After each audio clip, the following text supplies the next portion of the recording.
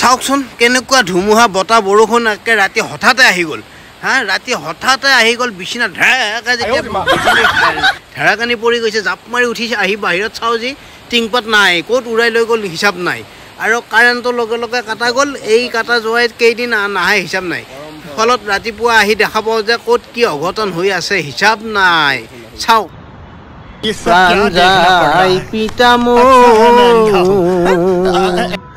পিতামোৰ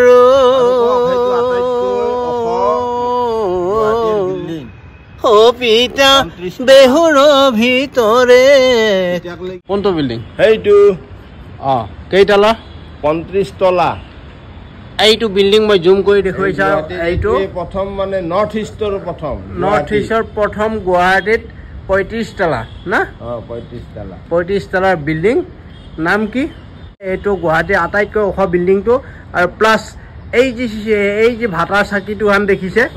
সেইটোৱে হৈছে কালা পাহাৰ